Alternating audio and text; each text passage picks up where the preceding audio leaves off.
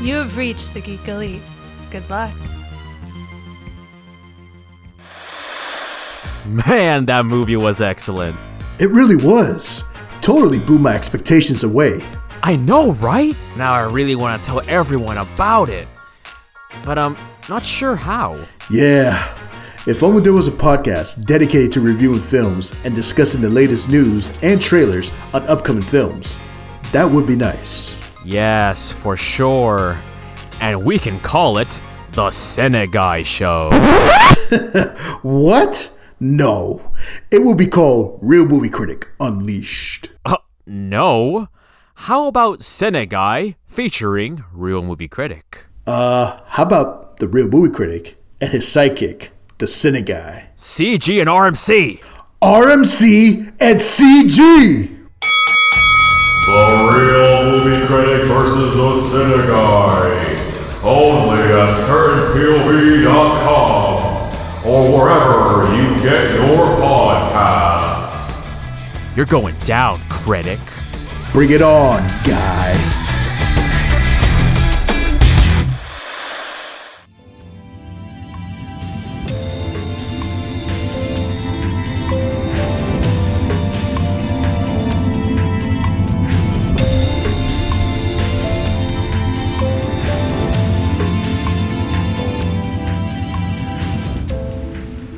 Welcome back for another shift on the Geeks Watch. This week we are all back here talking about Disney Plus's Loki episode 4, and man, did it have quite the ending. So, can't wait to hear what everybody has to say, but as always, we're going to get into our week's watch first. So, Elizabeth, what did you watch this week? So, this week, I'm only going to mention it because I think other people may talk about it. I did finish out the Fast and the Furious series as currently available and watched F9. It is exactly the correct progression in absurdity from F8. So John is shaking his head no, so I'm guessing that means he's not going to talk about it this week. Okay. Okay. Yeah, so they, again, bring another character back to life. Somebody who died, didn't die. Surprise, surprise. It seems to be a great theme. Not really a spoiler. It's in the trailer. True. And the poster. And then... And the poster. And the which, I mean, Han's my favorite character, so that works for me. Because there's no way Gal Gadot is going to come back. But... Yet. Yet. Oh my god. But I was also like, really? I have a hard time with movies that are like, we killed off a character, now we have to bring them back. And it's like, that's bringing them back for like flashbacks is fine. But like, don't say, oh no, they didn't die. It's a soap opera. Soap opera. It's a car soap opera. And then you had John Cena, and it just, I mean, there's so much absurdity. I am glad that they didn't have Charlize Theron's character get a redemption arc, like she remained a bad guy, which was good. I think they've definitely set her up to remain the bad guy permanently. And I'm okay with that. Okay. Because, you know, kidnapping babies and using them as leverage is just there's a line. There's a line, and that's where that line is for me, and you've crossed it. But the line moves for family. Vin Diesel? So, Oh my god, I didn't know he was there with you guys. Wow. Dang. so, and then of course, like the absurdity level of things you can do with cars just reached, and like I lost them, I think in 6 or 7. I was done. I was like, no, 8 was the one where you were 8? Okay. Whichever one where you manage to jump off a falling bus off a cliff and hang onto a spoiler as it whips around. that was 7. Okay. I was just like, that's ridiculous. But now they fly. But they don't like fly because they've been correctly altered. No, we're just going to strap a rocket to a Pontiac and send it into space. Pontiacs are Wait, what? aerodynamic. I mean, is that actually flying? It's floating. There's zero G. Yes. Jess, did you watch Hobbs and Shaw by any chance?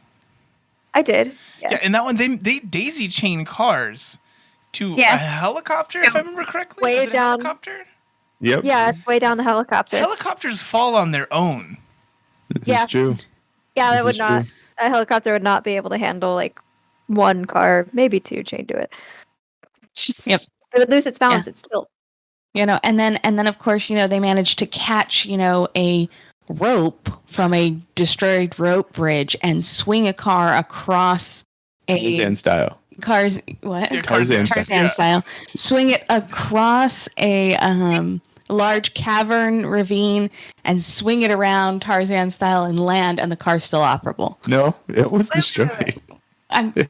If they didn't die. They did not die. Didn't have a scratch on them. Yeah, neither of them was wearing a seatbelt in that scene. Yes. Don't you know you put your hand up against the roof? That's much That's better than a supposed to do it. seatbelt. Yeah. That- No, that so they prevents can it from do caving all in. of these things. They can do all these things, but you get the flashback to how Vin Diesel's dad dies, and it's because they pulled out a small plug just a little bit too much and The engine on fire. caught the engine on fire and blows up. Like, That happened in this movie? So they did an actual flashback in this movie of the death of Dom, Mia, and Jacob's father Really? on the racetrack. because Yeah. they had to explain why John Cena hadn't been in the last 8 movies. Okay. I'm still over how a car grabs onto a rope. with its Transformers. tires. Transformers. That's what I was like. See, I got this. The car is an extension of the driver, and you drive with your heart. So it So was confused. it was exactly I think it was exactly what I expected it to be. And just ratcheting. So I'm a little concerned as to where we go from here. Transformers. For 10 and Yeah. 11. It's Transformers and dinosaurs. Dinosaurs. Yep. Transformers and dinosaurs. So does that mean 10 we get Transformers and 11 we get Transformers plus dinosaurs? Beast Sure. Wars is coming, so Actually, Beast Wars is you know, coming. in Hobbs and Shaw, the like tech that Idris Elba was using reminded me so much of like the body suits that they wear in the first G.I. Joe movie. Yeah. And since G.I. Joe is trying to do like an extended universe with some of the other Hasbro properties, mhm. I was thinking Mask. Mask would be the logical like. Well, they are making the Mask movie. Yeah, and this would be a perfect fit for that. At least a crossover is warranted They because you all have work. vehicles that do ridiculous shit. Yeah, They have Power work. Rangers. Like, come on. Common Rider. Yeah, just like it's okay. Let's do it. If we're gonna do it, fucking do it. Well, and then, so as always, there has to be something other than a car, a piece of technology that they use over and over again. And in this one, it really bothered Mitch because it was just a giant magnet that was able to like drag a car through a building, but at the same time as they were using it to drive down the street, it was able to zero in on just the telephone wires to take out a different car. Wow. It was essentially their Deus Ex Machina in this movie. Like they just used it for everything. It was the gravity gun from Half-Life. Literally, Yeah. like that's how they used it. So, but that was F9, and then we just watched. I got Mitch to go watch Into the Heights.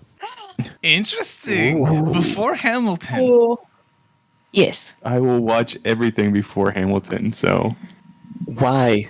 It's good. This weekend of all weekends is when you should be watching that. no, Yeah. this weekend of all weekends I should watch In the Heights, not Hamilton.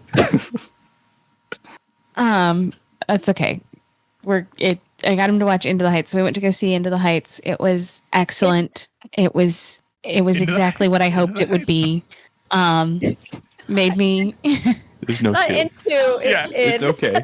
But I like the idea of this crossover, though. This is in keeping with the episode of the pages that'll come out in a month. Yes, I haven't had my coffee yet. It's too early for this. In the Heights, it was exactly what I wanted it to be. It made me cry. It made me laugh. It was excellent. So I know Jess has talked about it, but so I'll leave that at that. And that's everything, I think. Both movies are in the theater right now, but you can also watch In the Heights for a little bit longer on HBO Max.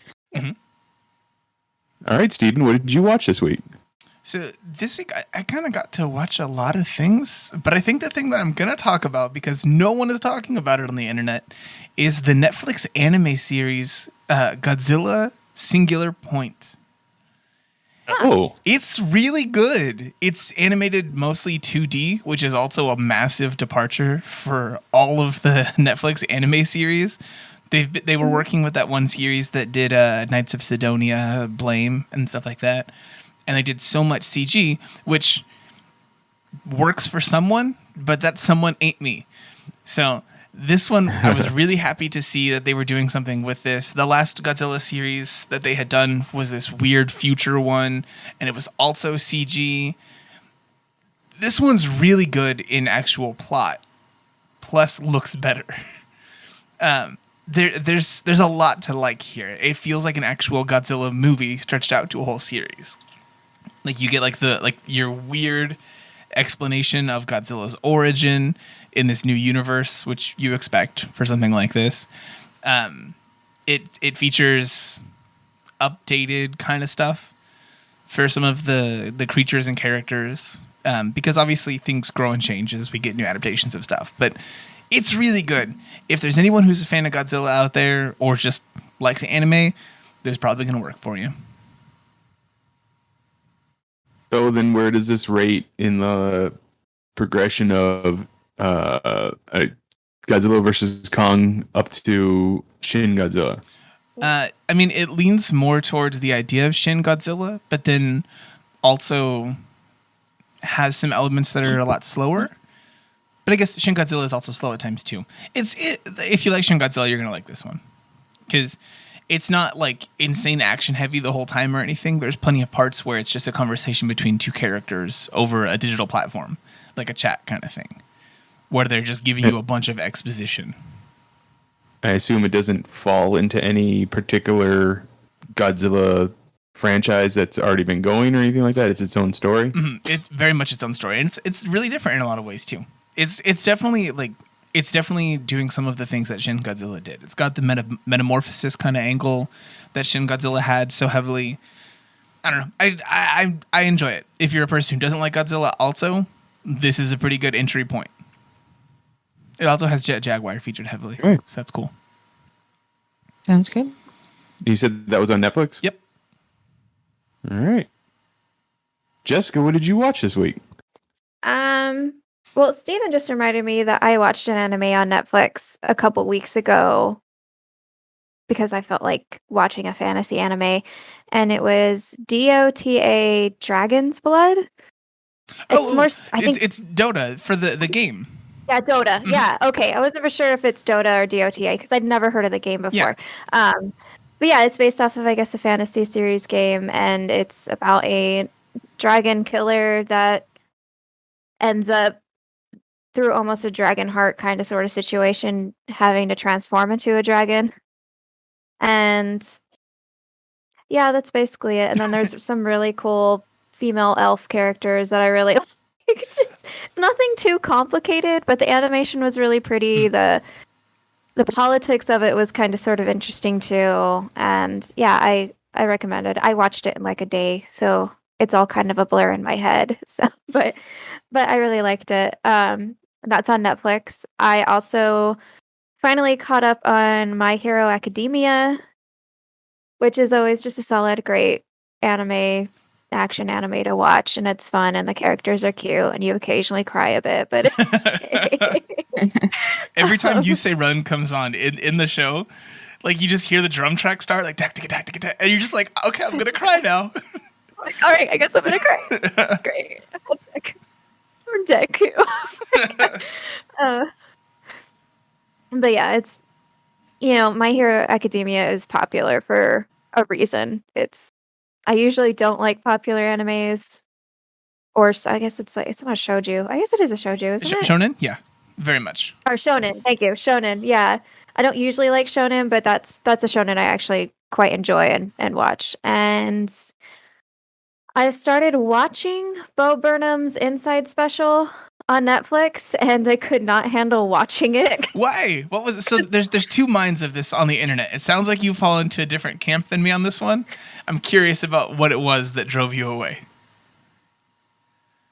Well, okay, and to be fair, it was just at the time easier for me to just listen to it than watch it, but also it felt like you were watching somebody go through COVID in a really bad way. Like after being out of COVID and seeing things and then seeing, oh, this was what it was like for people, you're just like, oh, like this hurts. He just looks so destroyed. But then again, I still see the hopeful aspect in it and the fact that this album is great. Like the songs are excellent. And FaceTime with my mom is a jam.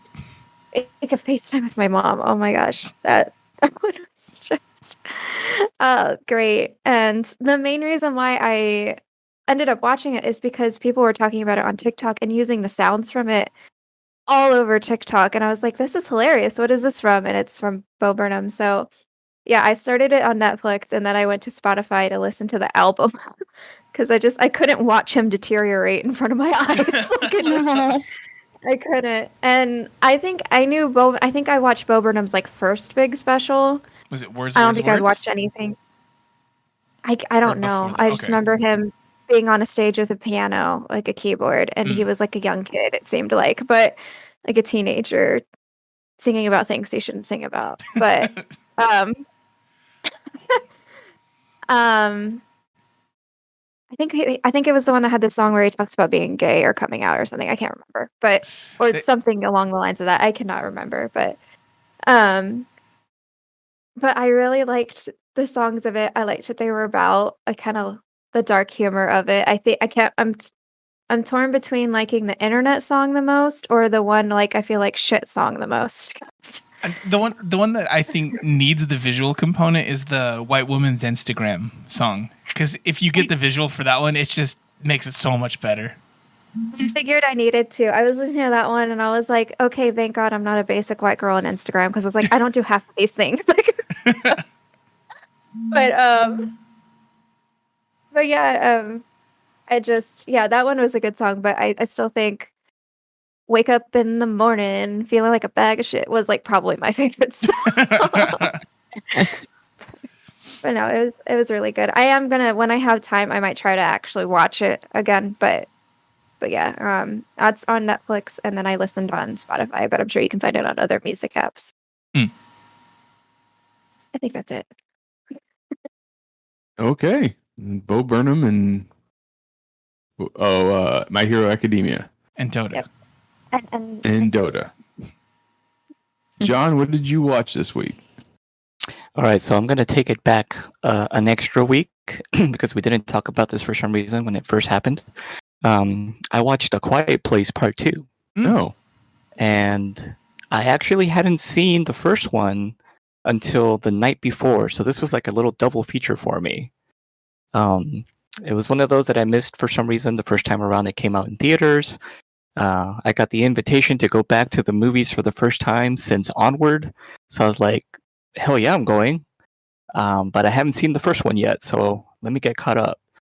So I'm going to treat this as both a double feature, part 1 and part 2 for A Quiet Place. Very interesting. It's very effective. Very loud for a movie called A Quiet Place. There's a lot of peaks in volume.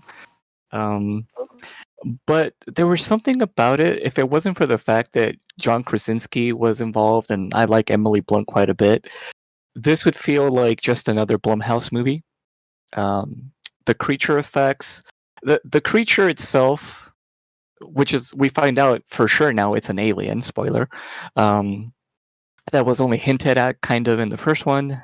This one, I think the second movie does a really good job of, because it starts off like a prequel in the beginning, you don't even need to see the whole first movie. You can really just jump into the second movie and get caught up kind of.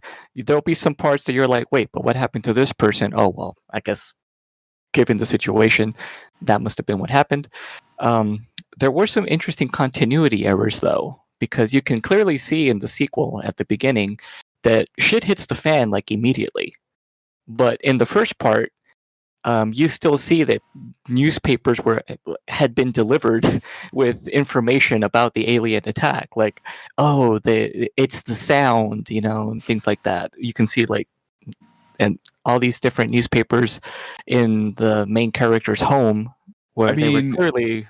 I want to say that if we learned anything from this actual real life pandemic, people will still make minimum wage people go out to work, even if there's aliens attacking. Essential workers out there, walking barefoot.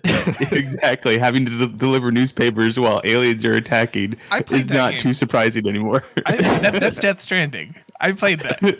See? Exactly. All right, fair enough. You're right. This is one of those things like people would say in the past, like you have to avoid it like the plague. We don't do that. So no, we don't. That saying has to change. Yeah, but it's an effective movie. I have to say, it does jump scares right. One of the scariest things actually happened before the movie even began, where it just fades to black. No one was wearing a mask in the theater, or no, but right after the trailers, but before the movie begins, there's a special message from John Krasinski. And it just comes out of nowhere, and it's at full volume. And he just goes like, "Hey, thank you for coming to the movie." Just in that really overexcited Jim Halpert kind of way, where it's like I almost dropped whatever I was holding at the time because it just was so jarring. And I was like, okay. And then the actual movie begins, and by that point, I'm primed. I'm ready to go at anything. You're on edge already. You're like, okay, yeah, fight some aliens. It really set the mood for the whole movie. I was just already just ready to jump at anything. But it was good. It was a decent movie. Not the best thing ever, but a good, decent horror movie that doesn't overly rely on pre-existing properties. It's just a simple concept. The logic doesn't always make sense because you're like, well, what is exactly too quiet? Because things happen constantly where you're like, okay, yeah, they should have been caught by now. This, I don't know. The logic is somewhat lacking. We still don't know why these creatures even came here, if they're just you kind of have to fill in the blanks. I'm thinking that, this must be the pre-invasion. These are the things that other more powerful creatures send to wipe out the native species, and then they can just kind of move in without opposition. So these are the Christopher Columbus of this universe. There you go. Yes, they're the exploratory force. So yeah, a lot of things are still up in the air. It's definitely still open for more sequels because the problem still remains. But I like how the solution, again, spoiler, if you don't want to hear, jump ahead 2 minutes. So if nobody here cares about spoilers, this is something that was revealed in the first movie anyway. Their weakness is the same weakness as the aliens from Mars Attacks. They don't like high frequencies. So it's a common one. We do that one a lot in cinema. Because we don't like high frequencies. That's fair. It's just they chose to make that what I forget his name right now. The Venom. Venom. We did that with I forget in Beowulf. Oh yeah, no, yeah, that's exactly who it reminded me of. The way that they show Grendel. Yeah. Was thank you. Yeah, his eardrums thumping and stuff especially in the more recent version. That's kind of how they demonstrated with these guys too. Their whole cranium is one giant eardrum apparently. Mm-hmm. And when they're exposed to that high frequency, you could just see it all just getting irritated and them going crazy. What would their evolutionary track be to have that kind of weakness? They can't have come from evolving out of water like humans did, because as a product of that, the way that our ears and our eyes work would not be quite as susceptible to that kind of thing. So what the hell? What is the pressure like on their planet where this would happen? I've got questions, John Krasinski. Their planet might have been, well, he didn't write it for one, but their planet might have been a one that's completely covered in darkness. I don't think they have eyes. I think they only track by hearing. I mean, that would make sense.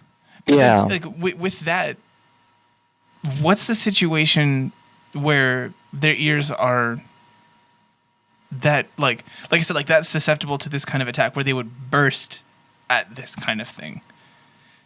Because then, quite honestly, I don't know how they even travel through space. Space is quiet, sure, but you're on a ship where there's going to be loud things and the sound doesn't go. Well, the second movie shows that they didn't travel through a ship. They traveled on a meteor. Bleh. Well, we never actually see we see the flaming ball in the sky in many situations, but we never actually see like what they land in. So it could be some kind of ship. I'm thinking, like Steven said, this probably isn't natural evolution. This could have been like engineered by whomever or whatever. And according to this on IMDb, John Krasinski did help write the sequel, not the first one, but he was much more involved creatively in the second one, apparently. Yeah, from the looks of it, and. Yeah, this movie shows you, like, the fact that they cast Cillian Murphy, or is it Killian? Cillian Murphy in it.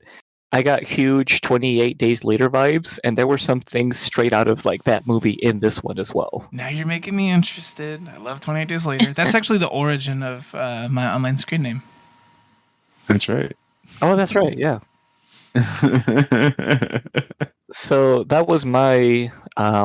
belated week's watch. So I would definitely recommend these movies. They're very interesting. They're almost too suspenseful.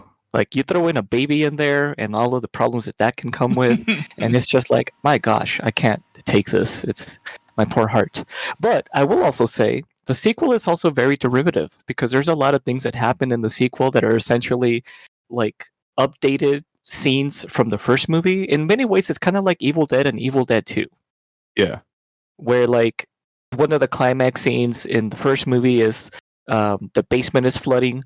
In the second movie, they also have a scene where it's like a boiler room that's flooding, almost exactly in the same like timestamps. Basically, it's a lot of derivative stuff, but nevertheless, I mean, I think it's one of those things you only really notice from watching it like back to back. Really, like if it had been like when it first came out.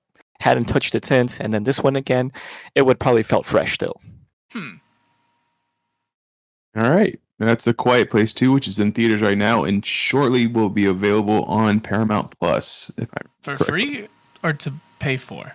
No, it should be for free. Perfect. Like, pay for Paramount Plus, though, right? Oh yeah, it's you have to pay for $6.99. Paramount. But it's not like a premium access, like viewing like stuff on Disney Plus. Mm-hmm. Oh, I know, right? I didn't. I should have mentioned. I watched Raya and the Last Dragon. It's good. Oh, It's there for free now on Disney Plus. I don't want to take more time because I'm putting it at the end. That's okay. For my week's watch, I want to go over two things. But the first thing I just talked about, well, both of them will be pretty quick because but I don't think anybody else watched this stuff. So. If you do have a Premium Plus account, there is a new Mark Wahlberg movie. It's called Infinite, and it is garbage, so do not watch it. Wait, if you ever sat there and played... I'm sorry, what? Is your other one going to be the Chris Pratt movie? No, I didn't watch that yet. Okay, because man, what a pair that would have been. Was it pretty garbage too? That's what I understand. Okay. I didn't catch the title. What was that second one? The Tomorrow War with Chris Pratt. Oh, I wanted to watch that. You did. Yeah. I like. I want to watch it. It looks terrible, but I want to watch it. Yeah. It looks like it's the movie that J.K. Simmons got all freaking yoked for. No, that's just normal life. He just walks around like that. From all the drumming and whiplash. Well, he's gonna play Master Roshi at some point. Probably is. Honestly. But yeah, Infinite. So it is essentially let's make Assassin's Creed movie without calling it Assassin's Creed. They even go to the point where all of your memory. They use the line of all of your memories are stored in every cell of your body, kind of thing. Oh. So that's why you reincarnate, and at an early age, you start to have memories of your past lives, and then they have to use a machine so that he can extract a lot of the memories that he can't access. They even have the animus in there? they So don't that call means- it that, but yes. Does that mean that you can reincarnate, but only within your bloodline? Because then it wouldn't make sense if you're just born like halfway around the world to completely Yeah, unrelated people. That's what exactly. That's what Assassin's Creed goes into. Ezio's supposed to be like of the same bloodline. But yeah, they don't do that in this one. This is just random people that get the memories. So it's more Hawkman and Hawkwoman from DC Comics than it is Okay. Assassin's Creed in that aspect. But at an early age, Mark Wahlberg's character was diagnosed with like bipolar schizophrenia. So they write off his memories of an earlier life as that and start like giving him medication. And then at another point, he ends up getting into a car accident that it puts a metal plate in his head. So thus it also interferes with accessing any of the memories that he has. They also really screw up timelines in this, like what should be taking place in what time. That one really like upset me because it doesn't quite make sense because Mark Wahlberg's what, mid-40s, maybe Yeah. close to 50 at this He's point. gotta be 50. Okay. There's no way that he is supposed to be the other guy that they show at the beginning of the movie because that would have been taking place about 5 years before this part of the movie. So it doesn't quite make sense.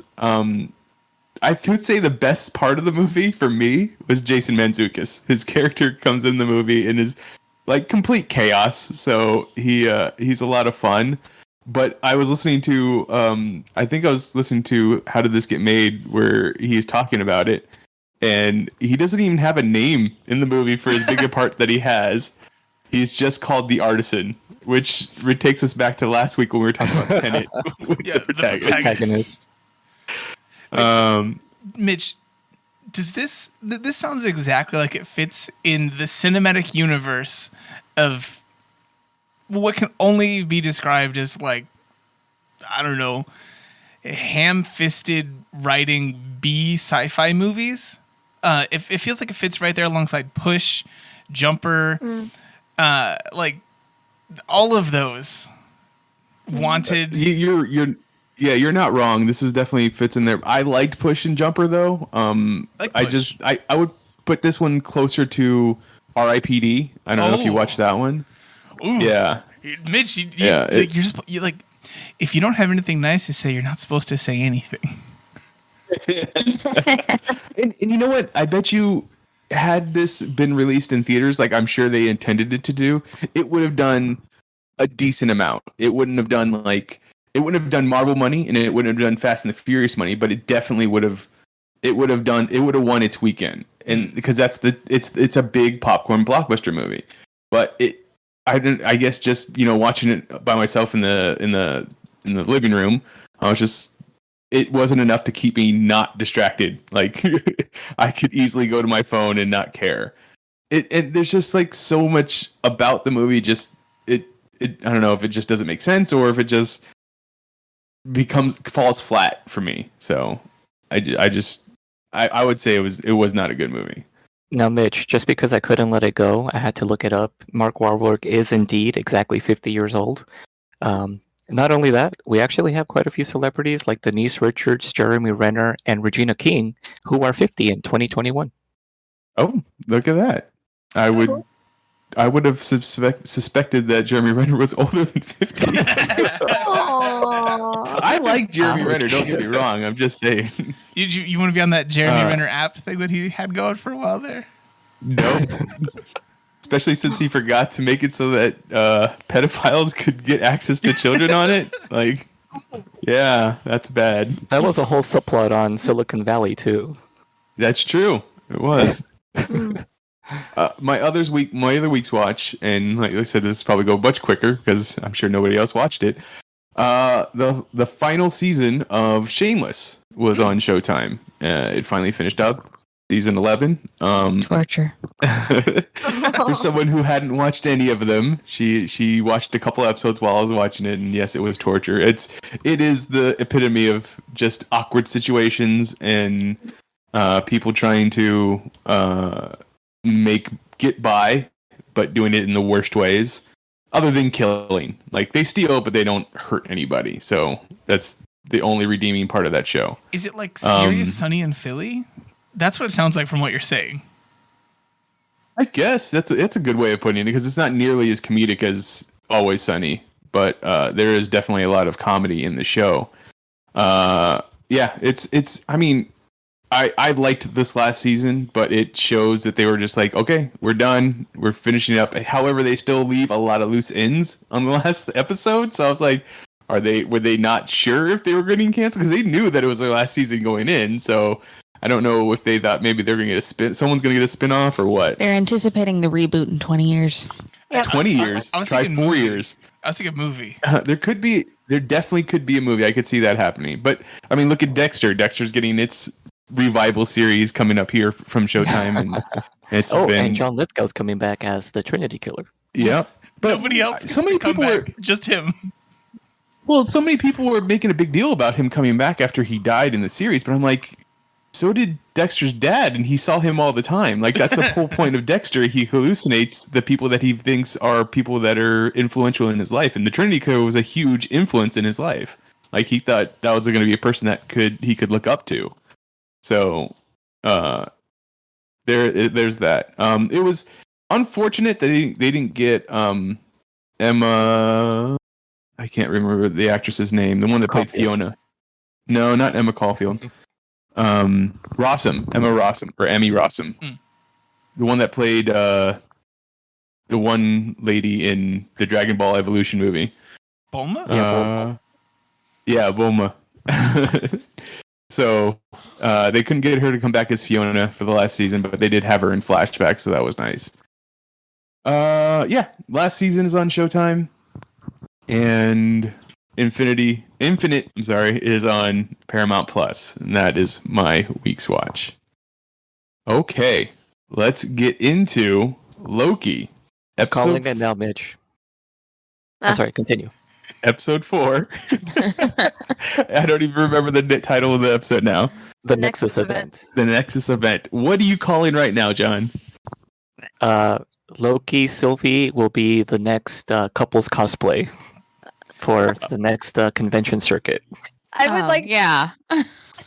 would like to note that this episode was like, yeah, no, it's okay. You were supposed to ship it. I want to talk about this. So it's not incest. Is it masturbation? Like what it's self-love. No, it's not. No, it's not. Because hear what it is. They're two different people still. They may be a Loki, but they're not the same person. But they have the same DNA. Different. Yeah, that's the problem. Yeah. If they have babies, they're gonna have extra special kids. They at least have one different person. Well, I mean, I guess the question is there a single sacred timeline or is there multiple timelines? There's multiple timelines. We gotta ask those robots at the end. God. So yes, nothing was spoiled for me for this episode. However, I did keep seeing everybody talk about whoa, I can't believe what happened. So the first thing that I can't believe what happened, which I could believe happened, was the timekeepers being robots. The whole don't look behind the curtain moment, like from Wizard of Oz. Actually, before we get into that, John, did you, and maybe anybody else, but John, did you notice that the timekeepers sit in the same like formation that the timekeepers from Bill and Ted's Excellent Adventure sit? I didn't make that connection, but I immediately saw all the posts and memes about that. Oh, I didn't see anybody post about that, but yeah, I was like, what? They had to have done that on purpose, right? Like, yeah. Well, did you also notice that directly behind them there was something that looked like a rune similar to the ones Wanda put up? I did not see that. That could be why magic doesn't work there. Ooh, fair enough. Yeah. So Somebody else's magic? Are we gonna get Agatha back? It's Agatha all the time. The whole time. All the time. She's Miss Minutes. She could be Miss Minutes. It could just be as easily as it's another Loki that cast runes in the TVA. Wait, so what's the? I think it would be funnier if Agatha. I honestly, I would like it if she did come back. What's the Loki Sylvie ship name? Is it Soki? But what's the ship name? That's what I was thinking. It's gotta I like Silky because it that's flows better. off the tongue and it That's also better. probably feels nice. Silky's better. I Yeah, like I'm that guessing one. it'd be Silky.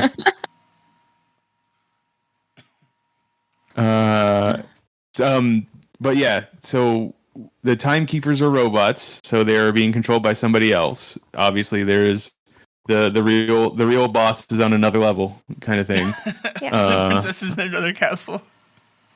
That's right. Your princess is in another castle. And then, right after that point, the big shocker moment of the Loki that we've been following, the Tom Hiddleston Loki, being pruned. Mhm. And I was just like, wow. Whoa. Was not expecting that. We're getting rid of Tom Hiddleston of the MCU. I can't believe it. And then we get to the mid-credit scene like, well, damn you! Yeah. No, the post-credit sequence was oops, all Lokis. Loki charms. Loki charms. That's right. No, That's right. I feel like Yeah. Mobius was the most shocking for me, actually. Oh, that's right. I Mobius forgot was the one about that bugged too. me the most. I was like, It was oh no, definitely like, that the was so bad. saddest. So No, as soon as like he was like going to help Loki, I was like, well, he's about to die. with this one, do we think that this whole Loki survived being pruned kind of thing, and it is in this weird beat up universe?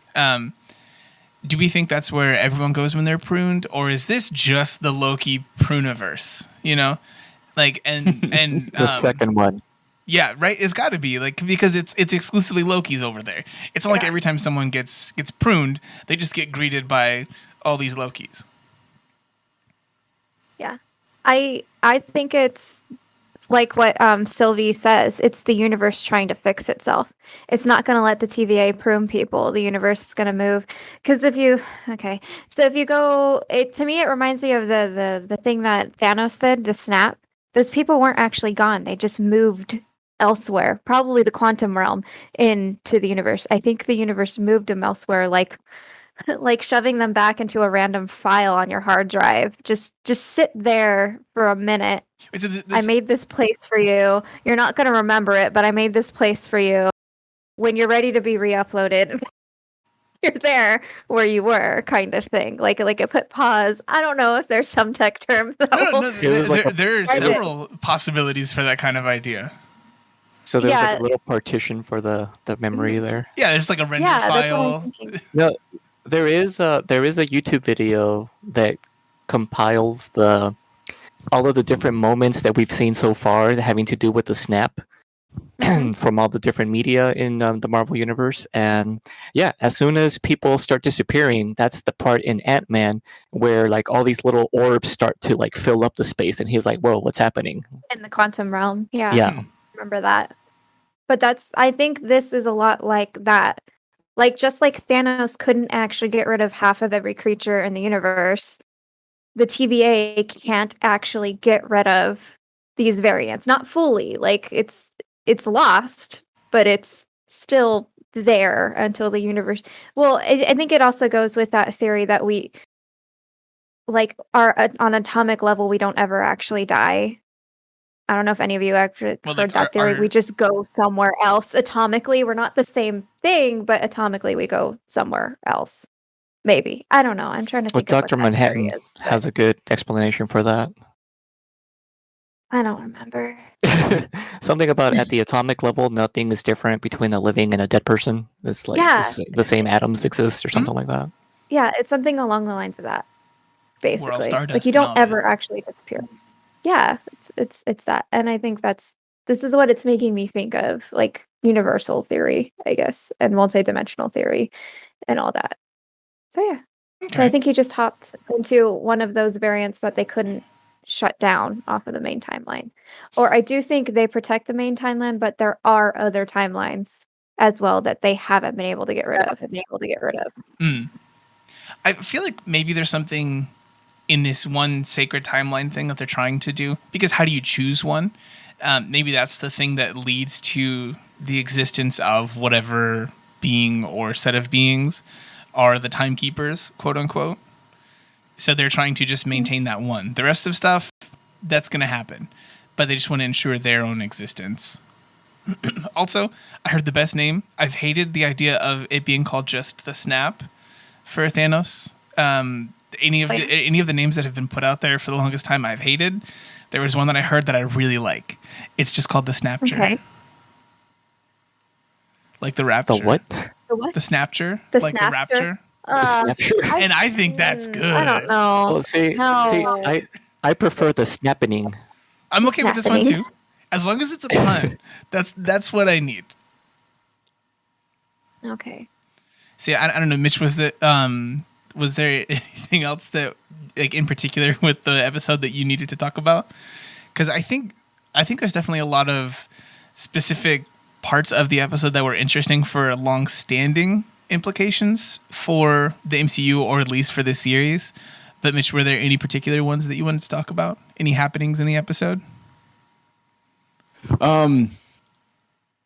For the rest of the MCU, see, I guess that's my biggest issue with this series, is that there's no tie-ins to the rest of the MCU. Like, I was talking about this with Elizabeth. It was like, I can't fault the show for not being the show that I created in my head before we started watching it. I thought this was going to be more of Loki jumping around through the MCU timeline of what we'd seen, and either making changes so that those quote-unquote plot holes that we've seen throughout the MCU timeline make sense now, or like he set things correct, like he made things happen that we didn't know were not supposed to happen, kind of thing. It's going to be Interstellar.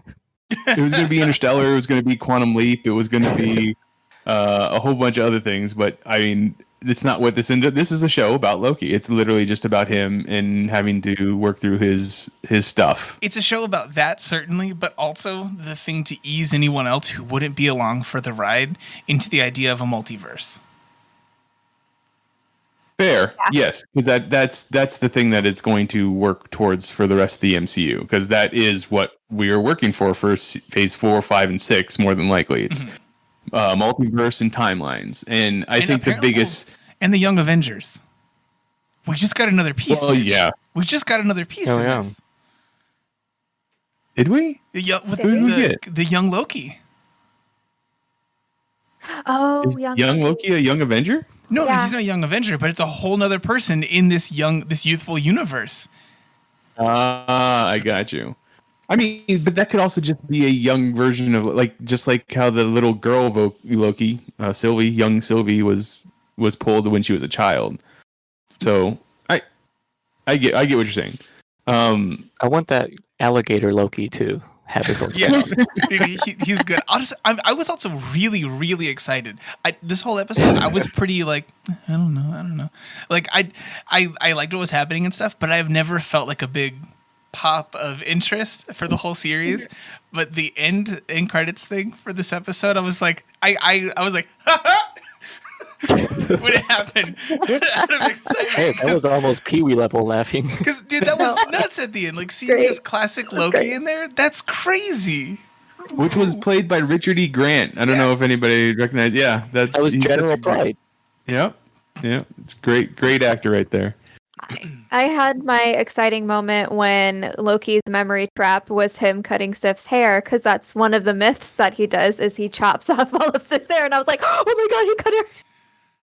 I was like, oh, it's the myth right there. This is great.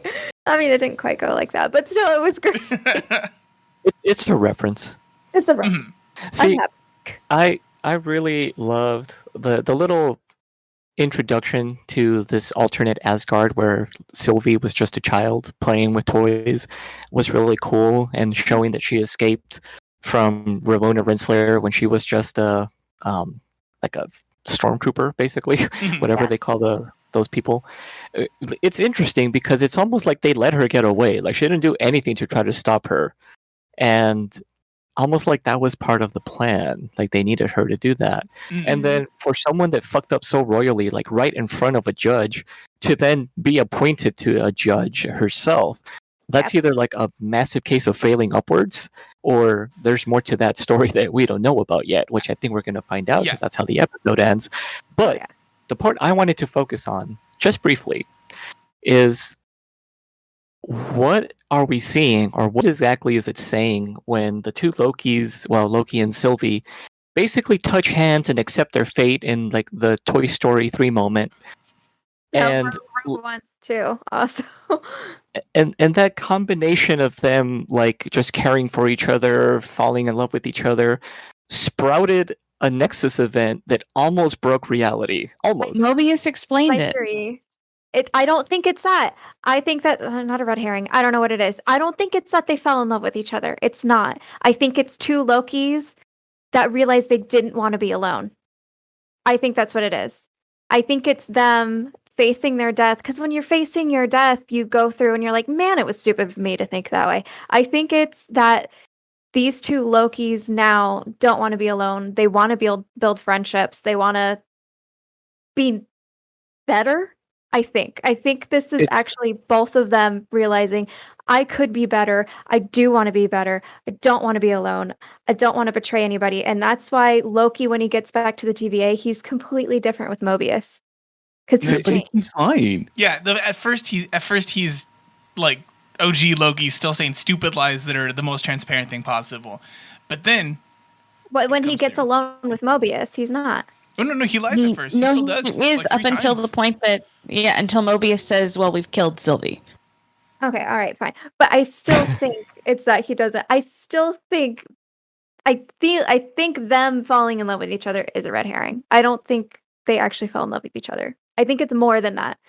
But mainly because I think there's something more than just falling in love with somebody, though. So when it comes to relationships, Especially since it's him falling in love with another version of himself is so pure narcissism. No, I'm Well, for no, see, that. that's the thing. For that. I think that they quote unquote fell in love with each other or realized that they care for each other. And when you have two people who are destined to be alone with each other now falling for themselves, that creates utter chaos. Like, But that is also still being alone. It's themselves. It's like they are the same person. We're looking at this. We're looking at this a little too literally, and maybe I'm projecting here because I want this to be true and it means something to my life. But I'm thinking that this is Loki accepting himself because he was a self-loather this whole time, and he was doing all these things because he just couldn't deal with like his position, his place in life. And this is him coming to terms with that and realizing that just because he's a bad guy, that doesn't mean he has to be bad guy. Bad guy. Yeah.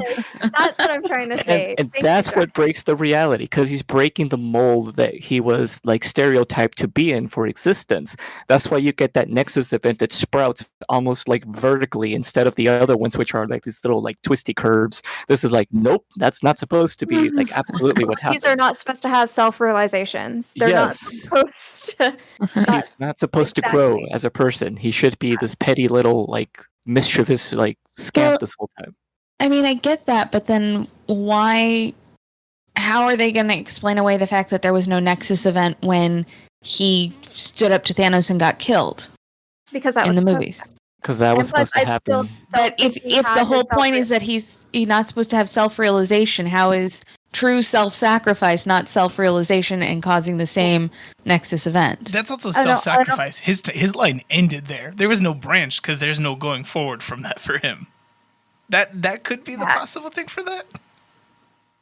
And also, if he saves the people of Asgard, he becomes the hero. So he knows that. Yeah, it's. But there are no people left to save. At that point, there's still people left. There's just Thor. Well, we still had the mini Asgard on that island in was it Scotland? Well, no, it wasn't to that part yet. But yes, Like Norway. Yeah, but like you still got that people did survive. Yes. I don't know how. Yeah, I don't you know. had like they- you had like one Somerton, California's worth of people, or one Winter Haven, California's worth of people. it's implied that people escape the ship, like, and Thanos always let before the snapping. He would leave half the survivors. So, like, Yep. Valkyrie probably Half- took a bunch.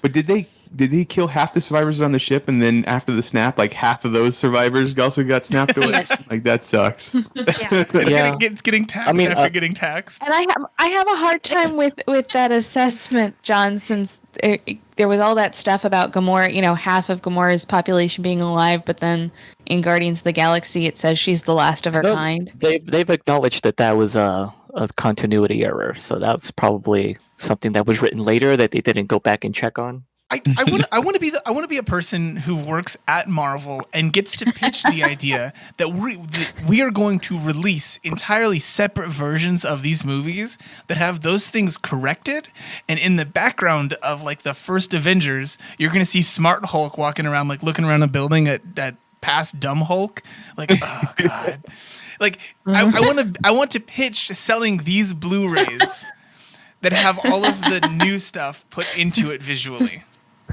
Well, funny thing that you bring that up, because there's with Disney Plus they don't have to do that anymore, as we got with WandaVision. So as we learned this past week, if you go back and watch WandaVision, the last episode now, the after credit scene where they're zooming in on the cabin that she's staying at has changed. They got rid of they added more trees and got rid of birds. Yep. And because of that, like one of the digital artists that was working on it accidentally left a like remnants of a shadow on the foreground kind of thing, which people were suspecting that it was is supposed to be Doctor Strange like flying in to come meet Wanda, but you never actually see the person. I think it was another special effects artist that came in and was like, "Nah, this was a mistake. This wasn't supposed to be here. Like, this is a remnants of something else." With this, like, no, I think it was intentional. Everybody. Yeah. I mean, it could be. Yes, they're constantly gaslighting us. That's kind of the whole point of this. I think it was intentional. I think I said in our texts about it, I was like, "No, it's someone at Marvel going to their like buddy next door, being like, hey, you want to see me mess with a bunch of nerds right now? You want to see what happens when I just leave this in here?" I know it looks like crap. It'll work.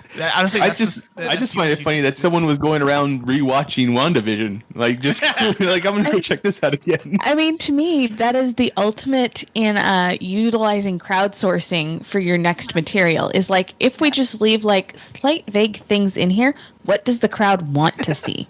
Like, give us the ideas, oh internet. Like, do half of our work for us. They'll do that. Disney will occasionally do that. They'll spread rumors to see how people react to those rumors. It's free focus and testing. Decide from there where they're going to go. This is just the next level of that, like because now you're subliminally doing it to a certain extent. They did that recently when they announced that Dave Filoni was moved up to like executive creative director of Lucasfilm, and fans reacted positively to that, and then The Atlantic came out with an article about how Kathleen Kennedy mismanaged Star Wars, but Filoni can save it, or something like that. So dumb. I mean, they also did it recently with releasing a sneak peek trailer of Labyrinth 2, the daughter of. Oh, I Jared. know. Yeah, no, daughter of the king. I forget what that one was. That was crazy. That was great. Yeah, I don't know. Like I've been trying to find it again to see that one. I don't know where it is now. I'm sure if you just type it in, Labyrinth. Probably came out too early. They had to pull it because they weren't ready yet. Yeah. Mitch, did we post that on Geek Elite? We did. You could totally find it on any one of our Geek Elite social media accounts. Right around the beginning of April. Yeah, right around the beginning of April. I think it's the very beginning of April. All right, so anything else with this particular episode? Like the whole Sylvie keeping Ravonna alive, and specifically asking about like why was I a variant? Like at first it seemed like she already knew why she was a variant just because she chose to have a female body, but now she is asking, and Ravonna's like, I don't remember. So the show is making it to be a bigger point. I think it's a trans allegory to a certain degree, and I like it a lot. I want that. Yes. I mean, that's fair, but I don't know why add in that extra dialogue. It should have been kept at just being what Sylvie said. I agree. My other piece is I found it very interesting to watch the difference in realization of reality between C20 and B15, both of whom were enchanted by Sylvie. Both of whom were shown memories that they had. And C20 obviously kind of lashed out, didn't take it well, and then B15 was much more calculated, like, I'm not losing my mind. I know I'm not losing my mind. I'm but I don't know what the answer is. So I'm going to stay quiet till I can find the answer. That was the scene. You don't see her memories, and it's in the rain, but you can tell the devastation on her face as she goes through her memories. That's the scene that made me cry. Like, I was Yeah. like, oh my God. Like, that was so well done. So beautifully well done. She's a great actress. One of the things that I saw before the episode, which wasn't a spoiler, and I was so thankful for that, was someone just saying that that actress did a lot with a little in this episode. Oh, yeah. Yeah, no, it definitely shows why they hired that actress who I think after being in Lovecraft Country and His House on Netflix, like I wouldn't this role up into this episode was very small for her, and I was like I didn't understand why she had taken it on, but you get to this episode and you're like, oh okay, I see why. I mean, other than a paycheck. I mean that always helps. Yeah. Paychecks are always beneficial. But yeah, that was, and then we've got mine. That's all I've got. Anybody else? Any other significant parts? Jessica? Not necessarily a significant part. I do wish that whoever choreographed the fight scenes for Falcon and Winter Soldier did the fight scenes in this show too, because they're okay. Like, the fights are okay. You know, and I would say, and not to poo-poo on it, I don't think it's the choreographer that was bad. I think it's the editing and the filming of them. Okay, right. And that it's like there's just something that's just missing. Yes, from very here much to so. there. Yeah. There's a lot of shaky camera work, which I don't like in a fight scene, and there's just I don't know. And I couldn't tell did I can't remember the officer's name. Not C50, but Was it long hair or short hair? Short hair. Okay. The rain crying scene.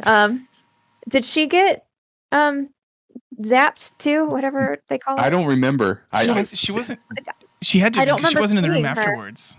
Yeah, I remember Ramona she fell got her. down. Mm. Yeah. Okay. So I hope they're all together in that other Loki world. I'm going to bet they each get their own. There's just a world of Owen Wilsons, and there's a world of... Wow. It's just, wow.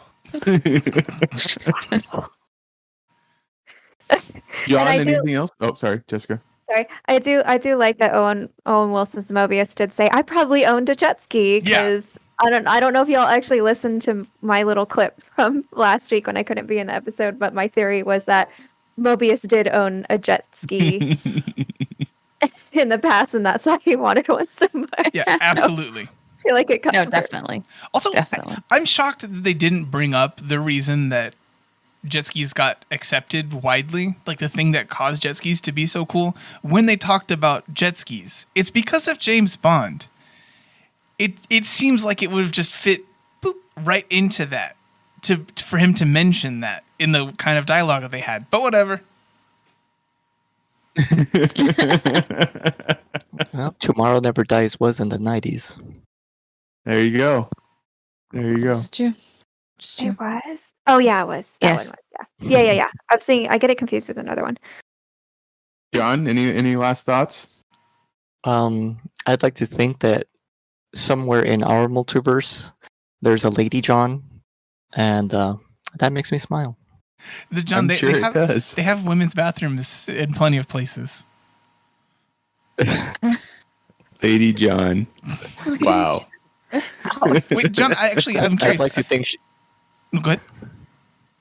I'd like to think she goes as Jonatella. John, I was curious.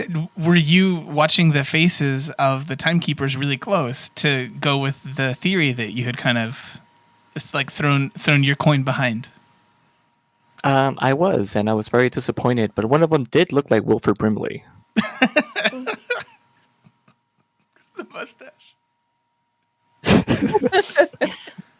You know, when they were talking to the timekeepers, like at first I thought, damn, the CGI on this is not great. But then when they cut off the head and it ends up being animatronics, I was like, I get it. It's because of my fear of animatronics that I was not okay with the way they looked. Because it definitely looks like the animatronics at Disneyland. So this is my thought on that. Loki's giving Mitch nightmares. It's great. So as we learned, it is the friendships that you made along the way that are mean the most, but the friendship you make with yourself is the most important. Honestly, no, this is right. honestly 100% true. You need to be your best self before you can be good to anyone else. Like, be good to you to be able to be good to others. And to be your best self. That's wrong. There you go. If you want to talk to me and find out more things that I have to say about Loki, you can find me on Twitter. I'm at Mitchipedia GEM. GEM stands for Geek Elite Media. Steven, where can people find you online? You can find me all across the internet as some version of Peppermint Gentleman. On Twitter, that's Peppermint Gent for short. But come check out some of the stuff that I posted on my website. That's peppermintgentleman.com. Jessica, where can people find you? You can find me on Twitter as JM Bailey Writes. And John? You can contact me on Twitter at Magic Bollocks. Let's talk about self-love. And Elizabeth? You can find me with the rest of Geek Elite Media at Geek Elite Media and our Facebook page /Geek Elite Media. Also go to our website, geekelitemedia.com, for archived episodes of this podcast and other podcasts on our network. Check out our Patreon page, patreon.com/geekelitemedia. You can get exclusive material that only our patrons have access to. And whatever podcatcher you use to listen to us, please rate and review us. It helps spread the word of our network. But until next time, this is the Geeks Watch on the Geek Elite Media Network, saying always remember to geek out. This concludes our broadcast. Beep.